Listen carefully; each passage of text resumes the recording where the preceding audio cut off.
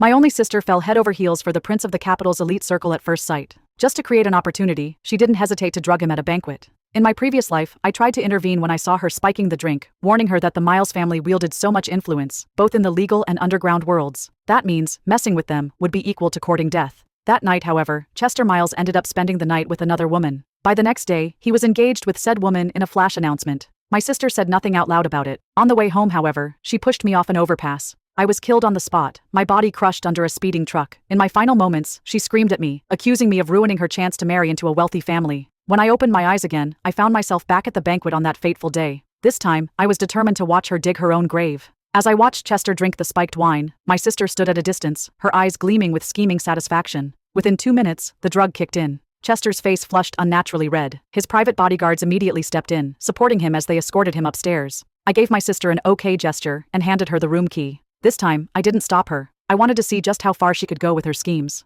Glancing at the bodyguards who had already taken notice of her from afar, I smiled and said, "Relax, you're my sister. If I don't help you, who else will? When you marry into the Miles family, just don't forget about this sister of yours, alright?" In my past life, she was convinced that I had ruined her chance to marry into wealth, blaming me for her failure and my gruesome death. The bodyguard stood at the door as my sister made an excuse about delivering water and went inside. I stayed hidden at the end of the hallway, keeping a close watch. Not long after, a heavy thud came from the room. Moments later, Kathy was dragged out of the room, unconscious, by a group of men. 5 bodyguards wearing lecherous grins dragged her into the room next door. Seeing this, I let out a sigh of relief and clapped my hands, ready to leave. Suddenly, a heavy blow struck the back of my head. Everything went black, and I lost consciousness. When I came to, my limbs were tied to the bedposts with silk ribbons. In front of me was Chester's sweat-drenched face. My eyes widened in shock, and I opened my mouth to call for help. Before I could, he silenced me with a kiss, his lips pressing firmly against mine. "Don't think I don't know there was something wrong with that drink tonight," he said, his voice cold and dangerous. "Since you delivered it, you can deal with the consequences."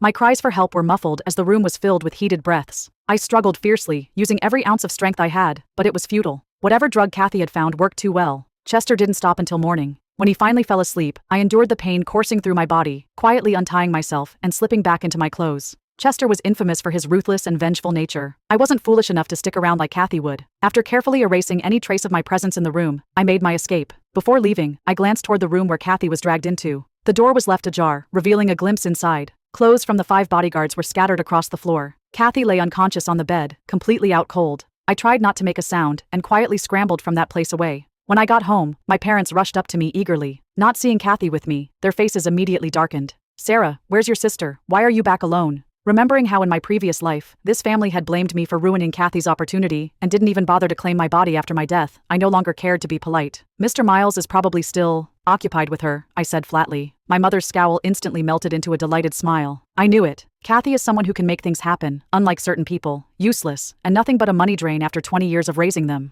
My father didn't even spare me a glance, immediately urging my mother to start cooking a nourishing soup. "Make sure it's ready when Kathy gets back. If she drinks it, she'll be able to have a son for Mr. Miles." Too tired to argue, I slumped onto the couch to rest. Just as the soup began simmering, Kathy walked into our house. She was limping, her neck covered in bruises and marks. It was obvious she had no idea who she'd actually spent the night with. The moment Kathy saw me, she wasted no time berating me in front of our parents. She accused me of failing to stand guard for her, not helping her clean up the mess, and even refusing to buy her the drugs she needed for her plan. My mother's face darkened immediately. Without hesitation, she slapped me across the face, her voice rising with fury. "I knew you were useless, worthless trash. Why did I even bother raising a money leech like you? Your sister finally got her chance, and not only did you refuse to help, but you left her behind to fend for herself? Money was falling from the sky, and you couldn't even pick it up. You're doomed to be a penniless worker your whole life." I held my stinging cheek, laughing bitterly at her shameless words. "At least I make my money through honest work. Unlike some people, I'd never stoop to selling my body." My father's face twisted with rage. He grabbed the ashtray from the coffee table and hurled it at my head. Blood instantly soaked my clothes, but he didn't so much as blink. Instead, he continued to hurl insults at me. "All you ever talk about is working, working. Do you think your pitiful wages will be enough to give me and your mother any comfort before we're dead and gone? You're a complete disgrace. And now you have the nerve to insult your sister? Look at yourself. What kind of trash do you think you are? You're good for nothing. If I'd known you'd turn out like this, I would have sold you off back then and saved myself the trouble. Marrying you off to some poor nobody for a few thousand in bride price? Do you think I run a charity?" I pressed a wad of tissues against the wound on my forehead, but no matter how hard I tried, the bleeding wouldn't stop.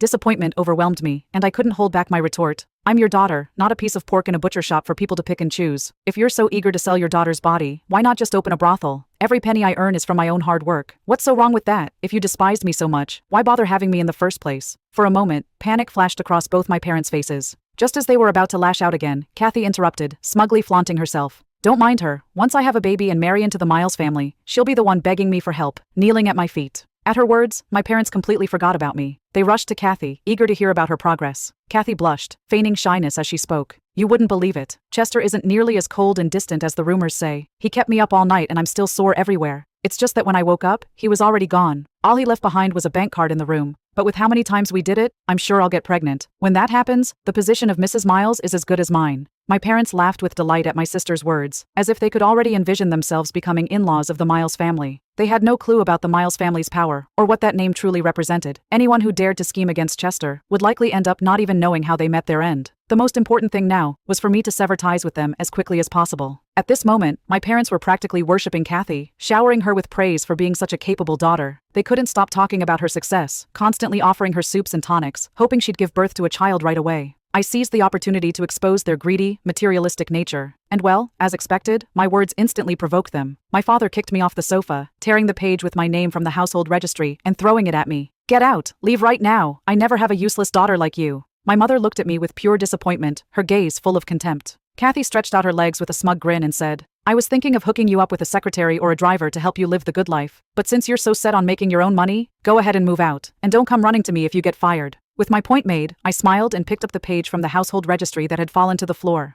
One day, you'll realize that the Miles family isn't as simple as they seem. Anyone who dares to scheme against Chester might end up the one begging for mercy. I spent the night in a hotel, buying some medicine from a pharmacy to treat the wound on my forehead. The next day at work, I overheard my colleagues gossiping. Did you hear? Someone drugged Mr. Miles last night. They slept with him and then ran off, and Mr. Miles is going crazy trying to find them. How desperate can people be for money? Who on earth dares to drug Mr. Miles? The last person who tried is probably already in the grave. Wasn't there supposed to be a marriage contract between the Miles family and the Chandler family? Even though the Chandler family's daughter went missing, I heard the engagement wasn't cancelled. As they spoke, the one and only Franklin Chandler appeared behind us without us noticing. He said coldly, Is everyone done with their work? Do you have time to gossip about Mr. Miles? You do have ideas what you're getting yourselves into, right? My colleagues immediately returned to their cubicle in desperate motion. Franklin gave me a once-over, a subtle smile dancing in his eyes. He and Chester had grown up together. Their families were old friends with deep ties. From Franklin's ruthless business style, it was clear that Chester was not someone to be taken lightly. This time, Kathy was finished. Remembering what my colleagues had just said, I immediately went home and wrote up my resignation letter. I couldn't fight them, but I could avoid them. My boss didn't ask for any reason, and quickly processed my resignation.